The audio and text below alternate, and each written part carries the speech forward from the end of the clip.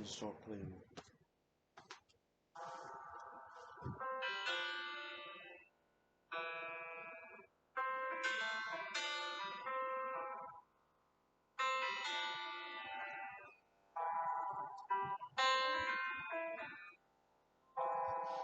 Welcome in. The way is open. Come on in. You are my temple, my tabernacle. I've chosen you.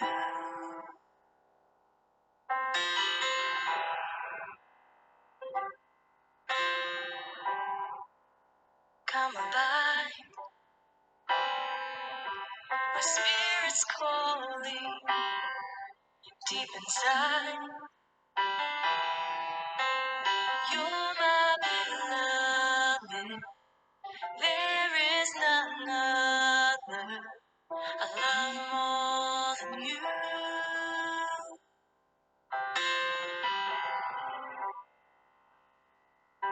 So come, oh come.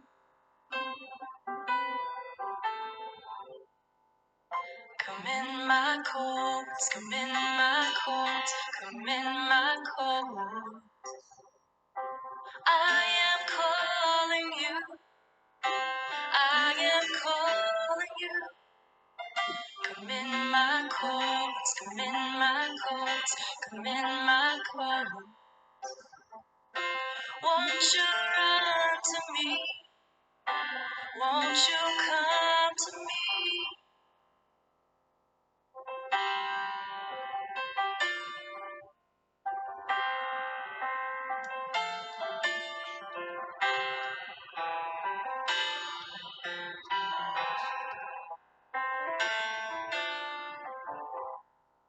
Welcome in.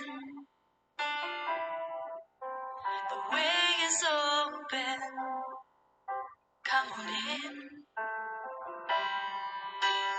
You are my temple, my tabernacle. I've chosen you.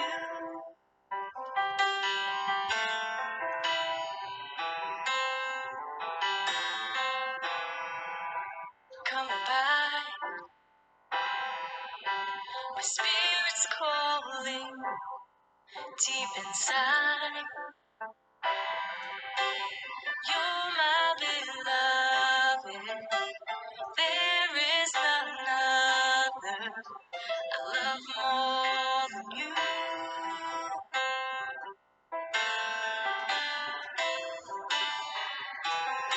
So come, oh come.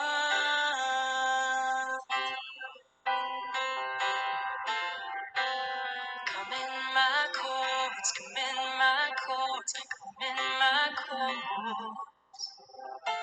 I am calling you, I am calling you. Come in my courts, come in my courts, come in my courts. Won't you run to me? Won't you come to me? Come, lay all your burdens down and come.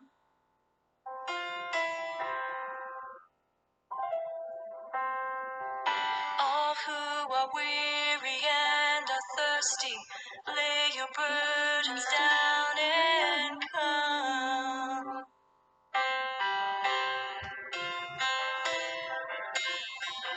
All who are hungry and are hurting, leave your burdens there and come. Come in my courts, come in my courts, come in my courts. I am calling you, I am calling you. Come in my courts, come in my courts, come in my courts. Won't you run to me? Won't you come to me?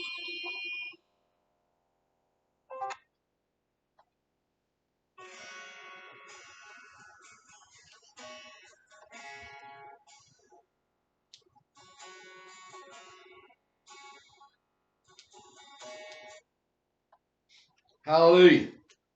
We're here. We're back with you again for another time that the Most High has brought us together. Thank you for joining in with us in this Sunday, day after the Sabbath.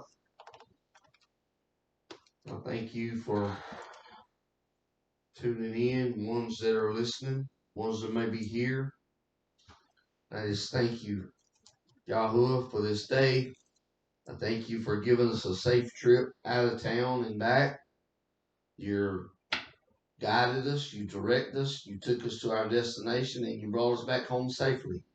And I thank you for it right now. And I thank you for this word that you have given us, and the word that is truthful, which is not being spoken much at all anymore.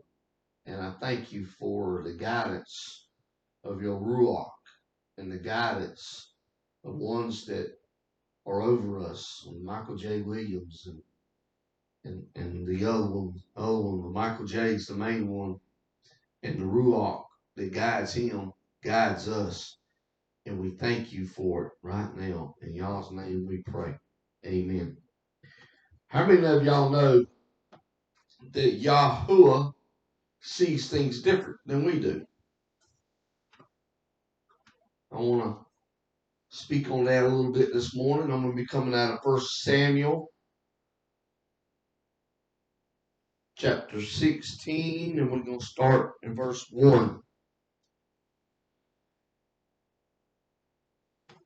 And this was the Most High Yahuwah was speaking to Samuel after he had rejected King Saul because he had disobeyed what the Most High had told him to do.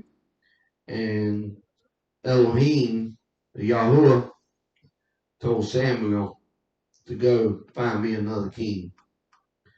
Verse 1. And Yahushua said unto Samuel, how long wilt thou mourn for Saul, seeing I have rejected him from being king over Israel? Fill thy horn with oil and go. I will send thee to Jesse the Bethlehemite, for I have provided me a king among his sons. And Samuel says, how can I go? If Saul hear it, he will kill me. And Jehovah and Yahushua said, take a heifer with thee, and say, I am come to sacrifice to Jehovah. And call Jesse and the sacrifice to the sacrifice, and I will show thee what thou shalt do. And thou shalt anoint unto me him who I name unto thee. Let's stop right there in verse 4 for a minute, and let's go back up. And how many of you know when the Most High finally has enough of your ramblings, enough of your stupidity, and enough of your disobedience, he will write you off? Because what did he do with Saul? He rejected Saul. Saul was king of Israel. He gave Saul direct orders to go out and do something, and Saul just blatantly disobeyed what Yahuwah had told him to do. Is there any difference in what we've done? Have we done that? We know what to do. We know how to react. When we are in a situation, he tells us, he guides us, he shows us what we need to do, and we do just exactly what he has called us to do. Are we any different than King Saul? Are we any different than any of the other ones he's turned? He's wrote off. He told Saul what to do. He gave him directions, and he didn't do it. So he got tired of him. He got fed up with him, and he wrote him off. But here's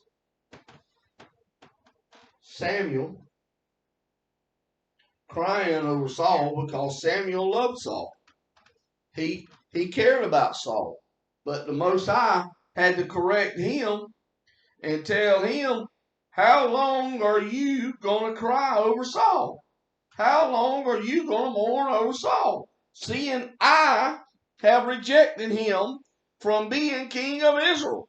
It means quit crying, quit belly aching, quit being down in the dumps, and get up and go and do what I tell you to do. So Samuel was a prophet. He was a man of the Most High, right? He was a man of God. He was a man of Yahushua. He was a man that Yahuwah gave orders to go and tell. But here, he got scared. He got, well, what about Saul? He started making excuses. Well, Saul hears that I go and on another king somewhere, he's going to kill me. Do we do any different? I mean, he tells us, oh, those people don't like me. I don't care what they say. I don't care if they like you or not. When I tell you to go, you go. How many of us have went the other way, like Jonah did? But what did Samuel do? Samuel done what the Most High told him to do, what Yahuwah told him to do. And Samuel, verse 4, and Samuel did that which Yahuwah spoke, and he came to Bethlehem. He came to, I lost the place. Hold on a minute. Bethlehem. Thank you. And the elders of the city came to meet him trembling, saying, comest thou peacefully? And he said, peacefully am I come to sacrifice unto Yahushua. Sanctify yourselves, and come with me to the sacrifice. And he sanctified Jesse and his sons, and called them to the sacrifice. Why were they scared to see the prophet? Because the prophet didn't always deliver good news, did he? He didn't always come with good news. All right, you take today, how can you tell if there's a true prophet out there? If there's a true prophet, everybody wants to go get a blessing from the prophet. Blessing from the prophet, and he blesses them and blesses them and blesses them and blesses them over and over and over again, but he don't ever correct them. Is he a true? No. Because a true prophet brings correction. A true prophet, when somebody sees him, like the people of Bethlehem, when they seen Samuel coming, what did they do? They got scared. Because they went up to him, because do you come peacefully? Because they thought they may have done something wrong. They may have been in trouble, because he don't always come with good news. That's how you can tell a true prophet or a true apostle that walks around the earth today. He don't always come with good news. He don't always bring what you want to hear. Because if he's telling you what you want to hear, he's pacifying you and ain't speaking truth like Yahushua is telling him to. And sanctified Jesse and his sons, and called them to the sacrifice. Verse 6. And it came to pass, when they were come, that he looked at Eliab and said, surely Yahuwah's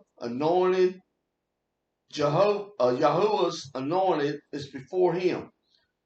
But Yahuwah said unto Samuel, look not on his countenance or his height of his statue, because I have rejected him.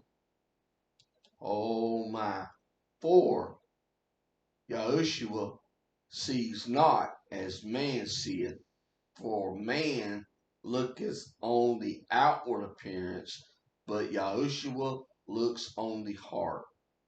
How many of us judge people by their outward appearance?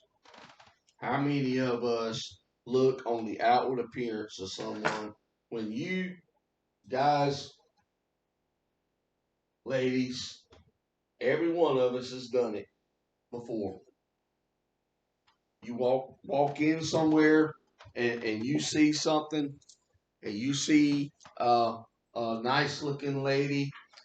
The first thing you do is you judge her by her outward appearance. You look at her by her outward beauty. Ladies, you walk by and you see a man and you see him and you looking at his muscles and you're looking at his blue eyes or his brown eyes. You looking at his physique and you, oh my, I'm in love. Oh, I'm in love. Oh, I got to get to know him. When you're not in love, you're in lust, because you just judge the book by the cover and not by what's inside the book. Because you know, when you think you've seen the right one by their outward appearance, and you get to know them, they're rotten and stinking on the inside. You know, there's times that me being on a farm and all, and I've grown watermelons in the past, and I've grew them in the garden, and we'll get out there and we'll look at that watermelon, and the outward appearance of that watermelon is just beautiful. It's pretty and green, or ready, look like it's ready to be picked, and you get in there and you thump it and you turn it over, and it looks like it's ripe, and it looks like it's just gonna be so tasty, but and you pluck it off that vine, and when you get it in the house, or if you cut it outside and you cut it open, and it explodes because it's rotten on the inside.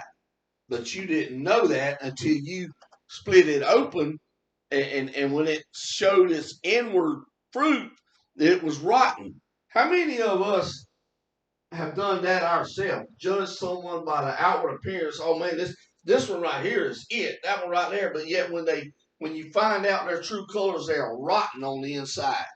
Because and here's Samuel. Samuel was a prophet. Samuel was a man of the Most High. Samuel was a man that when Yahushua told him to go, he went, and he told him the news, whether it was good or bad. And Samuel himself seen Jesse's oldest son, and he was a tall, handsome young man that just looked for, this is the one. This is it for sure. Yahuwah is the one. This is the one that he's going to anoint king. And the Most High had to correct Samuel, saying, don't look at the outward appearance, because you have to look at them the way I look at them. I look at them on the inside. And so the Most High had to remind Jesse, Yahushua, look on the heart. Verse 8. Then Jesse called Anabab and made him pass before Samuel. And he said, neither hath Yahuwah chosen this. Then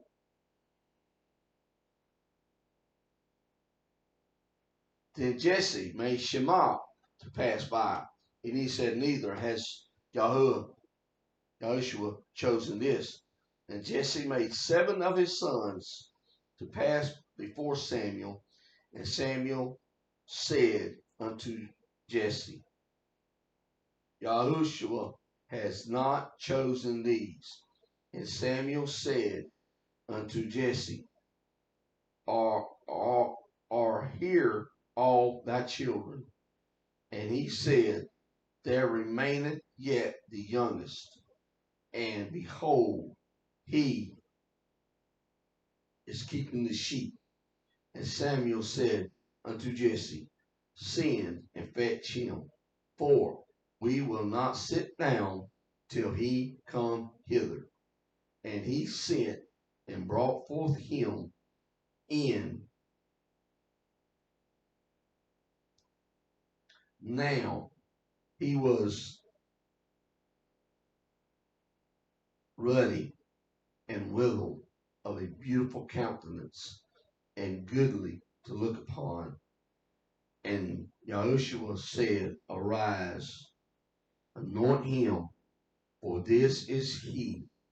Then Samuel took the horn of oil and anointed him in the midst of his brethren, and the spirit of Yahushua came mightily upon David from that day forward. So Samuel rose up and went to Ramah. Now the spirit of Yahushua departed from Saul, and the evil spirit from Yahushua troubled him.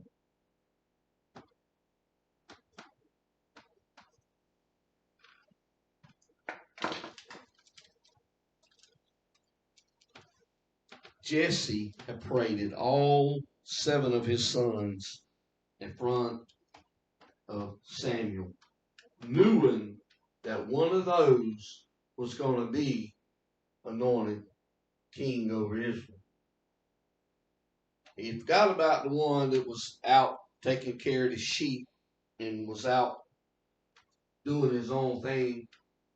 He didn't put him around. I mean, Jesse just knew that he was not going to be anointed king. First of all, he was the youngest.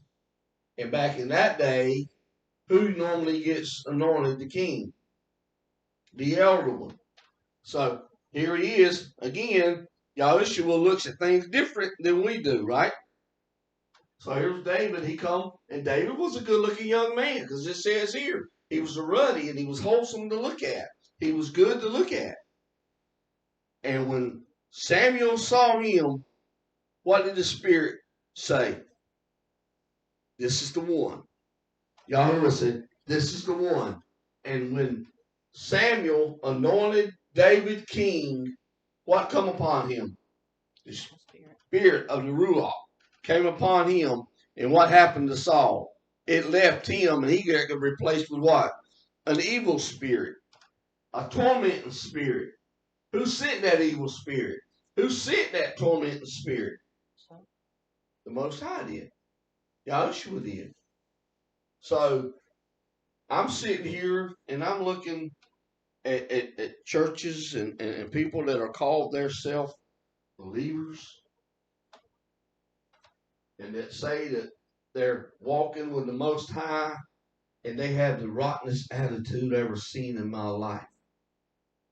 You know, I could raise my hand and say, oh me, because there's times that I've had a rotten attitude and that acting out, and it was not from the spirit of the Ruach, of the Most High.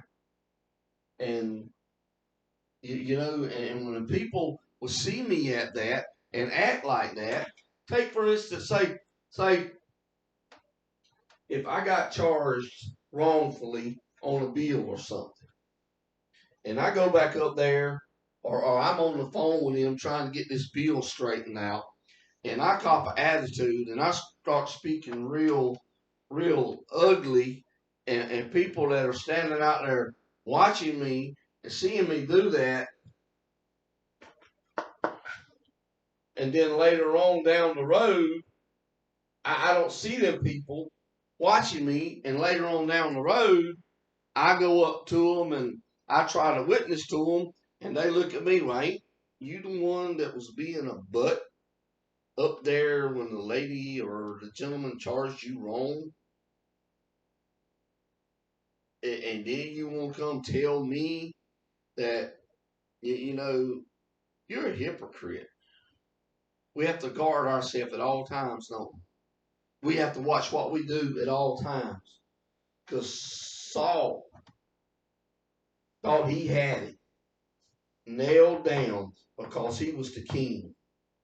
But what happened to him when he disobeyed? It only takes one time to, you know, he may let you get by with it for a little while. See, because Saul had done that before. But that last time, when the Most High told him, gave him directions of what to do, how to do it, and he didn't do it. He kind of let his flesh, well, I'm just going to do this. I'm on, and what did it cost him? It cost him his kingdom. It cost him to be tormented for the rest of his life by a spirit sent to him by Elohim. We need to be careful. And remember, Yahuwah don't see things the way we see them. He sees them in a different perspective. He sees them in a different light.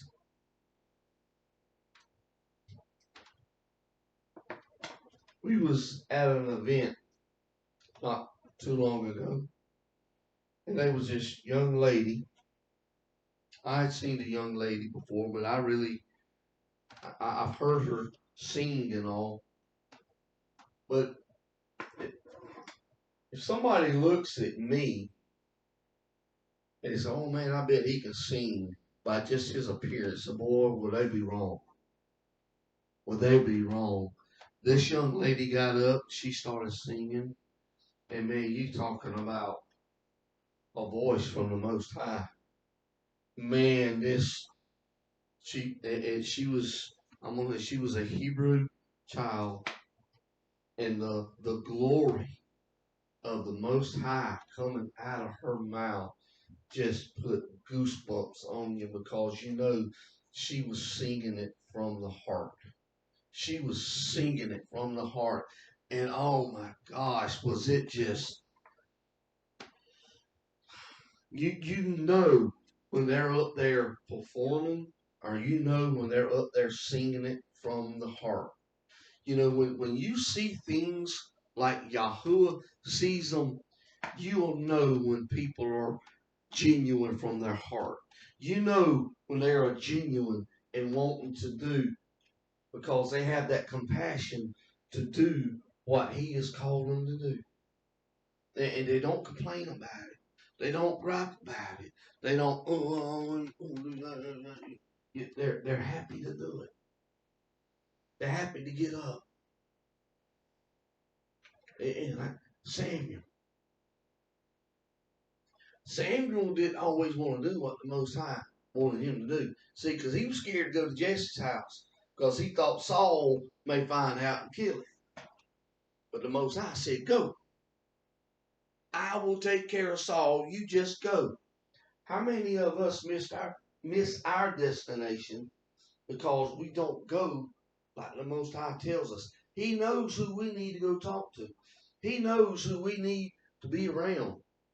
And if you don't have the words to say, just pray unto Him, Yahuwah, give me the words to say. You ain't got to rehearse it. You ain't got to. He will give you the words. How many times have you, as my wife, met someone that you had no idea what they needed? You had no idea that they were hurting, but the Most High just gave you something to tell them, and it was right on track. Right what they needed to hear. Yep. You know, that's why you have to trust in Him.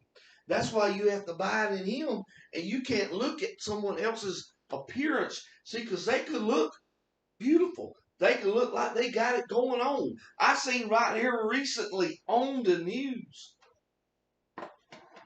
I think it was the lady, was an African American lady, a Hebrew lady, that won the Miss America pageant. She had everything going on. She was beautiful. She won the pageant. She had went and had all kind of awards, had done everything, you know, looks like she was on top of the world. That she was just had it all going on. And she jumped out of a sky-rise building and committed suicide.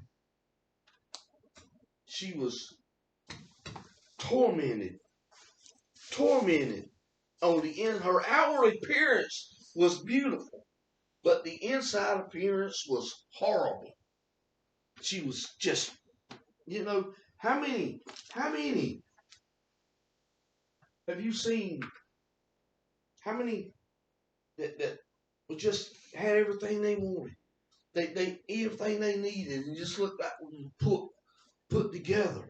And then you read in the newspaper or you hear something where they have stuck a gun to their head and pulled the trigger and committed suicide, and you go, no, not them. They just were so happy and go lucky and were just all put together. That outward appearance will fool you every time. That outward appearance will get you. And you know, that when you see somebody that's don't look like they have what they need, look like they're poor, look like they're struggling. But when you get to talking to them, the outward appearance looks like they're just doomed. But when you get to talking to them, they got so much joy coming out of them that they pump you up, that they make you feel good. It's just, and you wouldn't have thought they were that happy. Why are you so happy? Because I have the joy of Yahushua down in my soul.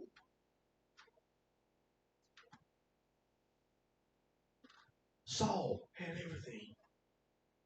He lived in the palace.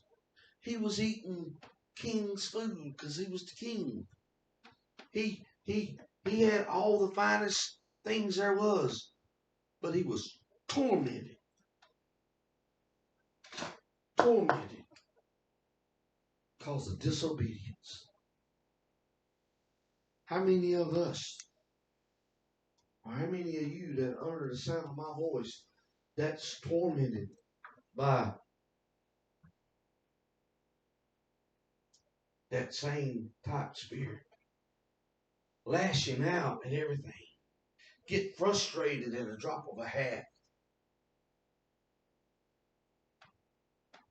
Pray for the Most High to give you blessings. And when you get those blessings, you can't do nothing but complain about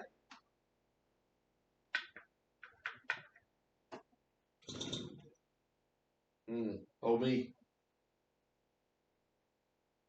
You know? Are we ever satisfied? Are we ever satisfied? What are people seeing on us? What are people saying about us?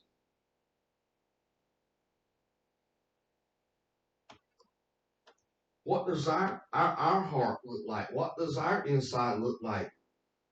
If somebody was to split us open, and would they see the ruach come out of it?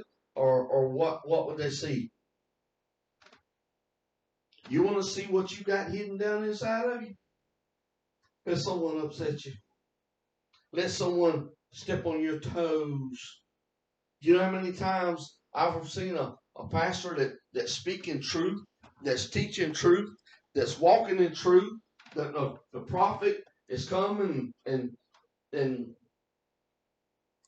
telling people the truth. Do you know how many prophets lost their lives in the day or still losing their lives now? Because they're coming with the truth and they're telling people what they're doing and what they're doing is wrong and they don't like it and they kill them because they don't like the messenger.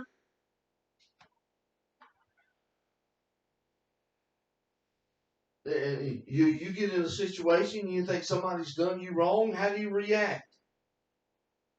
They wouldn't know. They ain't nobody that walks the face of this earth ever been done more wrong than what our Savior has done when he got what he got. If we get in a situation like him, how will we react? Paul and Silas, what happened to them when they got beat and they got put in jail? What did they do? Did they say, "Oh, poor pitiful me," or why did they done that to me? Why did I get beat? Why am I sitting in here when I ain't done nothing wrong? What did they do? Sang. They sang. Why? Because they said it was worthy. It was worthy. We were worthy to be beat. We ain't went through nothing what our Savior went through. And they sit in the jailhouse, locked up, praising and worshiping Yahushua, giving him the glory for every stripe they got on their back. Will we do that? I mean, we don't like it when we think somebody stole $5 from us. We don't like it when we are doing something wrong and we get corrected. You want to swell up like a toad. Oh, me?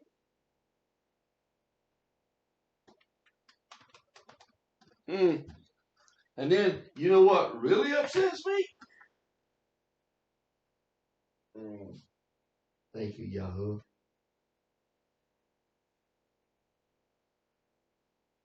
You pick up your phone and you go on Facebook. Folks get upset with each other and they take it to Facebook. And you hear all the business on Facebook. Just out there for the whole world to see it.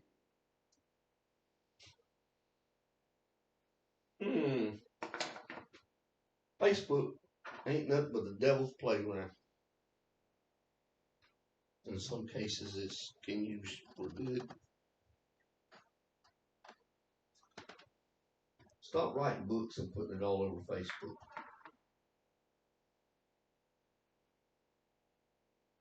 I mean, stop telling everyone your problems where everybody can see it, the devil can see it, and take it and run with it. So what does he do when he sees stuff like that? He just takes it and runs with it and just gets it worse to where it shouldn't be. Oh my. Oh my. Thank you, Yahuwah. Thank you for correction. Thank you for opening our eyes up to be able to see that discernment and you showing us truth about people. Because we've heard testimonies how people have opened their house up to someone who thought they really needed help, and then they wind up losing all their money to them because they thought they were something else than what they were.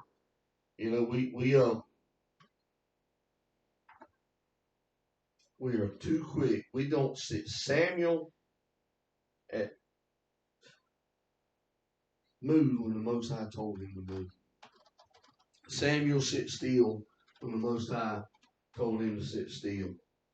We have a tendency when the Most High tells us to sit still, we want to go take care of it ourselves instead of sitting still and waiting on Him to do it. And when He tells us to move, we sit still. I've done this on the farm before. I get out there, the dirt's ready, the dirt's warm, the dirt's been prepared to go plant. I look at the long range forecast and 3 or 4 days down the road, they calling for 30-40% chance of rain. And, I have friends say, no, we need to wait. We need to wait. But there's times I've got out there and got too antsy and I went and planted, and that 30 and 40% chance of rain turned into 95 and 100% chance of rain.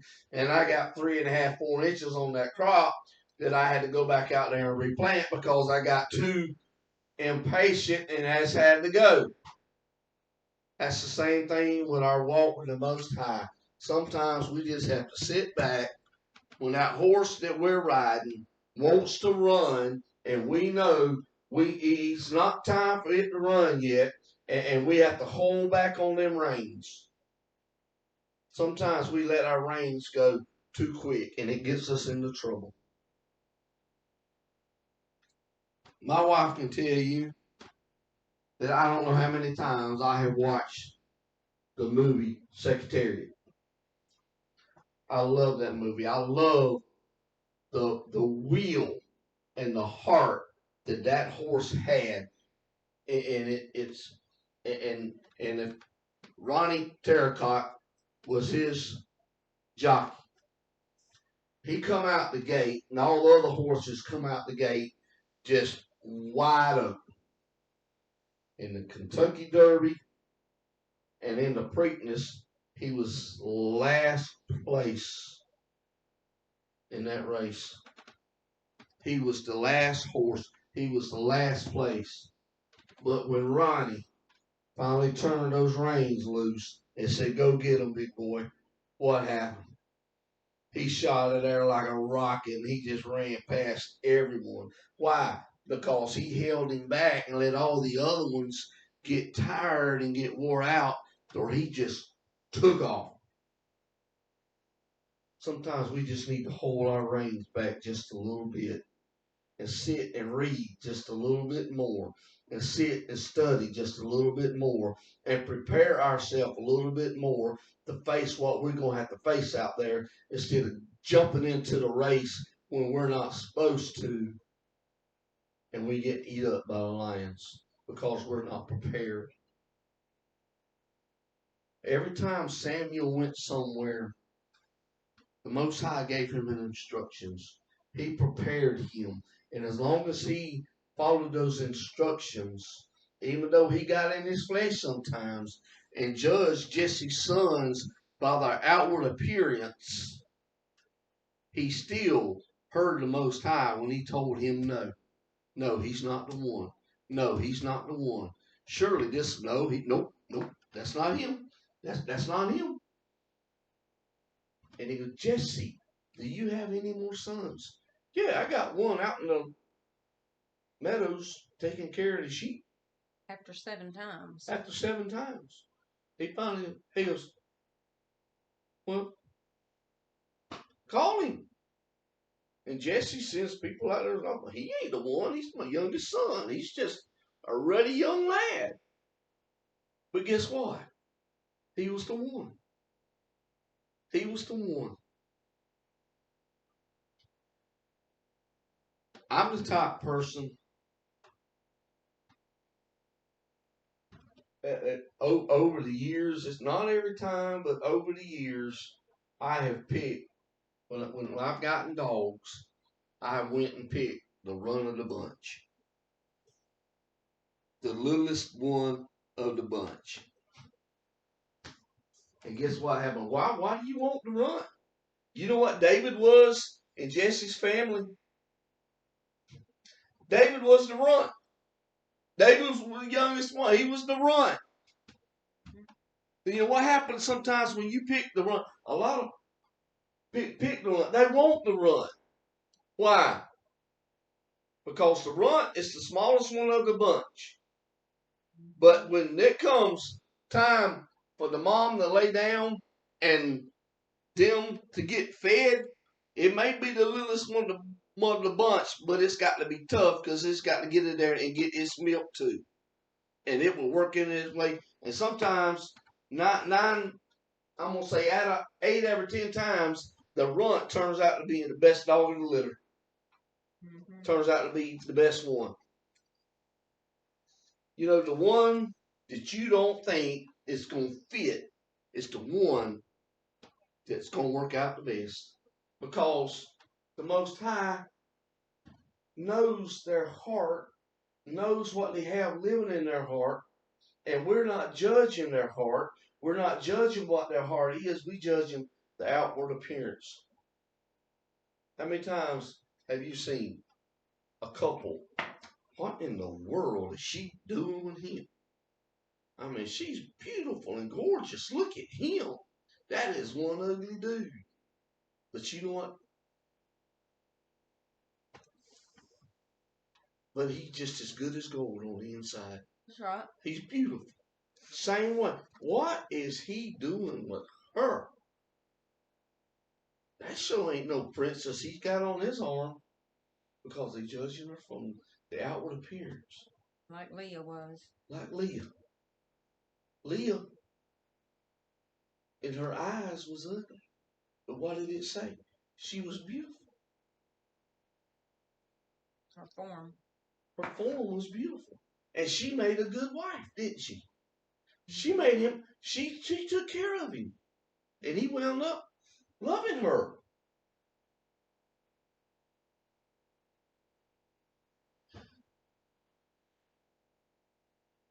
We are too quick to judge the book by its cover instead of opening it up and reading it and studying it. finding out people's hearts.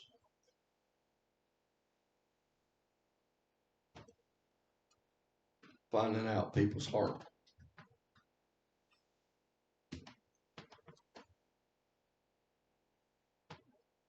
I wish you would have seen things different than what we do. We need to slow down, step back, listen to him more, and quit judging people and listen and get discernment and see what he says about them. Because everybody out there thinks different than we do, understands this word different than we do. But does it make them wrong because they understand it in a different way than we do? But yet, just because we don't agree with everything, don't mean that we're right or they're wrong or they're, you know, and that they're right and we're wrong. We have to sit and learn and listen. Because there's too much judgment going around. And a not judging by their appearance. Judging by what they look like. Instead of finding out what they really have in their heart. And we listening to words. How many times have over the years have we heard people that just are fluent with their words, and they just sit and have you memorize by what they say, and then if they get into office, they do completely opposite of what they memorized us with, mesmerized us. What would thank you? Mesmerized us with their words and their sayings, and they just wind up in a living hell. You know, same way when you're dating someone, they can just have you just they say all the right things. They do all the right things. They make all the right moves. But yet when you wind up getting married, you go, where did this person come from? Because you was looking out there how would have been. I mean, I'm pretty sure my wife could say some of that about me. I didn't see this before we got married. I didn't see that. Whoa, whoa, where did that come from? Oh boy. We can disguise ourselves real good for 3 or 4 hours on a Friday and Saturday night, but when you get hanging around each other, I mean, we've been married for 20 years. There's things I can do and things she can do. We still look at each other like, well, I know you just didn't do that.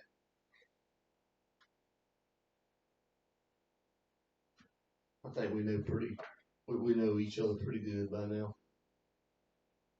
We're still a work in progress. We're still striving.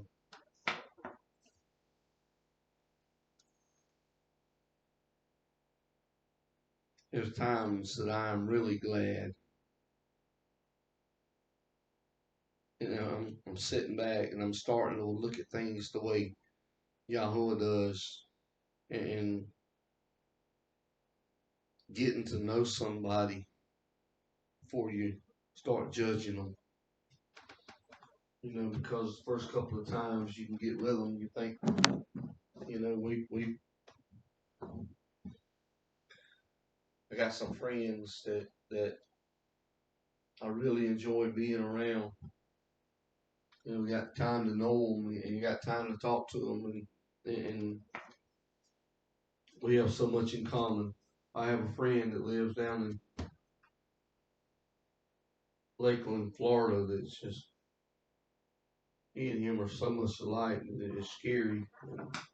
I have another one that I'm beginning to know and becoming to go good friends with him. That he sat down and ordered some food yesterday, and it sounded like it was me ordering it because it was the same thing that is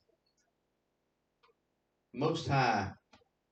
When you live your life for Him, He will put people in your life that will help you. He'll put people in your life that'll be there for you and that'll do things for you when you call upon them to do it. But we just have to listen and let him guide us and show us who those people are, and not be quick. No, that don't fit. That don't fit my list. That's not what I'm looking for. That's not. And he's sitting there telling us the whole time, and we know inside that ain't gonna look good walking beside me, or I'm not gonna look good walking beside that right there. Are you sure? When he's done told you a half a dozen times, yes, yes. Where y'all stand today? Where do you stand with your walk with Yahushua? How are you lining up with him? What's he telling people about you? Oh, the outward appearance is if you just knew what they were like on the inside, you wouldn't go there.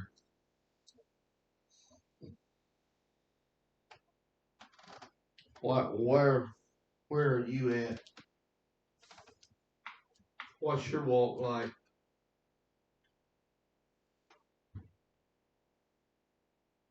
Do you look like that watermelon that I was talking about on the outside? It looks like it's just beautiful and it's ready to cut. And it's when you cut it open, it explodes because it's so rotten on the inside. Or are you the one that on the outward appearance it don't look that good? Oh, that watermelon ain't that good. I mean, look at it. It's all knotted up and ain't formed like it needs to be, and it's not long and round, and it's got knots all in it. But when you open it up, it's the sweetest and best tasting watermelon you ever tasted in your life. I remember when I was a kid, my grandma Little, loved to bake cakes. Boy, she'd have that cake in the oven, and Grandpa would come in and he'd slam the door and rattle the oven, and it would make her cake fall. She would get so wet because her cake failed, and and and she would take that cake out the oven when it got done. She would go ahead and finish cooking it until it was done. And when she take that thing out, she would put it on the table and it would crumble all up and just didn't look good at all. But man, when you put that thing in your mouth, it was so good. Cause there's times I run by grandma's stove and I jump up and down to make her cake fall because I knew it tasted so good. And then she would have to cook another cake and threaten me and granddaddy to beat us that we better not make her cake fall, and it would come out and it would be beautiful. I mean, that cake, grandma decorated it up and it just looked beautiful, but when you cut into it, it just did not taste like, it wasn't as good as the one that had failed. But it was pretty and it looked good, but it just didn't taste like the one, it just didn't taste as good. We're the same way. Ones that we reject is the Most High prized possession. He raises them up.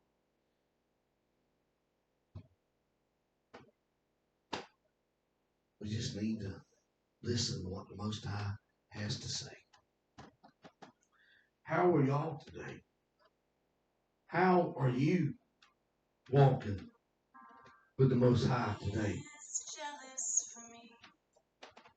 Are you walking in a godly appearance that people can see Him on you? Or are you walking in a fake shell to where on the inside, on the outside, you look really good, but then on the inside, you're just a wreck. You're just horrible.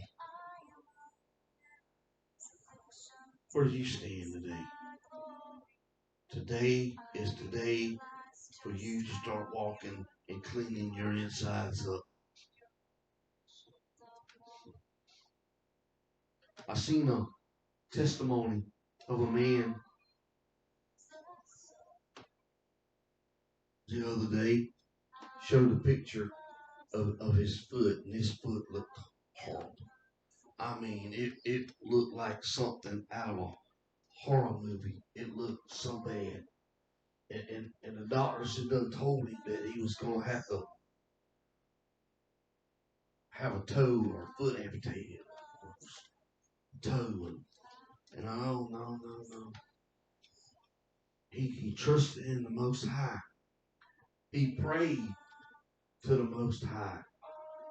And he got a hold of some stuff, and he started taking it, good stuff. He prayed, and the Most High sent him someone, the right person, and his foot looks like new now.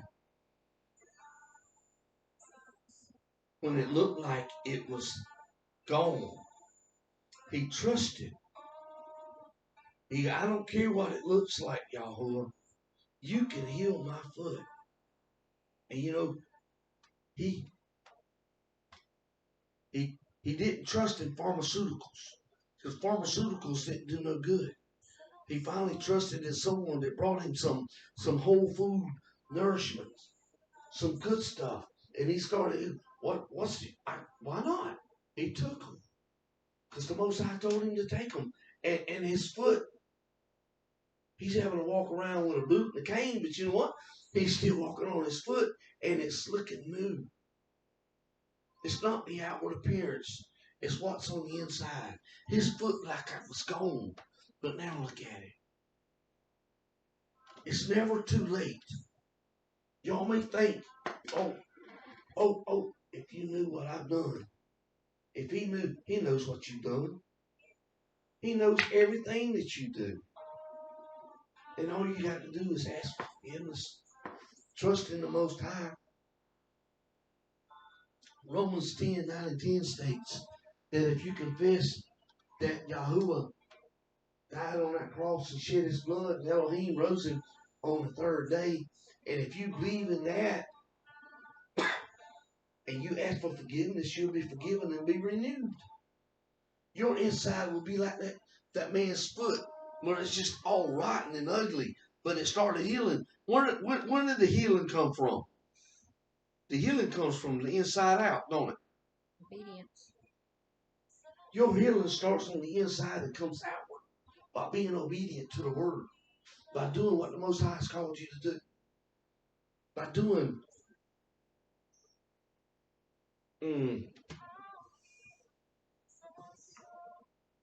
all you have to do is just repeat after me. Yahuwah, I believe that you shed your blood on that cross, and that Elohim rose you on the third day. And I confess all my sins, because I want to be new. I want to be new. I want this ugliness inside out, and I want to be renewed.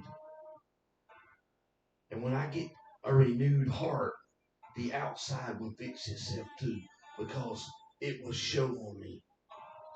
Thank you for saving me this day. And yes, that's the song that is playing in the background. Oh yes, how he loves me. Oh, how he loves you.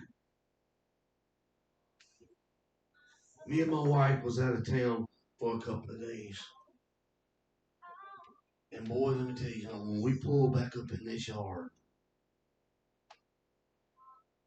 I don't think none of the cats did, but every dog that we had in this yard was excited to see us. They knew we had been gone. And man, they just come running and was jumping and tail wagging and exciting. Why come we can't be like that when we see people that come back from the dark side? That come back, that's been delivered. We should be tail wagging happy like our dogs and just loving on one and bringing them. But you know, we want to see it the way we sit and we can't wait for them to fall when we can pounce on them. That's not what we're supposed to do. We're supposed to encourage them and lift them up. Every time I come home from a bad day, I've had a hard day, or I'm really tired, and I get out the truck, and I got old Uncle Blue's been with me, and he's loved on me all day long. But I come home, and little Layla and our other dog, Judah, comes running out to me and just licking all over me. They're so happy to see me. We need to be that with each other. We need to be like that with our spouses. A lot of times the spouse pull up in the yard, oh, he's home. Oh, Lord, she's home. When we should be running out there to them like our dogs do. Oh, how he loves us. Oh, how he loves you. That's why he shed his blood on the cross for you, to save you like you have been saved today. I want to encourage you to get you a Bible. And if you start reading your Bible, as I heard Apostle Michael say the other day, start reading the Genesis and go all the way through the Revelations. But do like him. He says, I get to reading this verse, reading this book, and I can get stuck on 2 or 3 verses for weeks at a time, just reading them over and over. And I get stuck right there. I can't go no further. I just get stuck right there. That's the way we need to read and dissect this word. Don't speed read it, because when you speed reading it, you're not apprehending any of it. You're just reading it to be reading it like another book. Thank you for joining us today. Thank you for tuning in and listening to this word. And let's remember, let's just look at someone's hearts and their outward appearance before we start judging them. God bless you. We love you. Read this. Study this. Go back over this. And make sure that I'm speaking truth, that I'm teaching truth, and read it for yourself and study it for yourself to hold me accountable, because I don't want to be up here and not be accountable and not speaking in truth. God bless you. We love you. Tune in next time.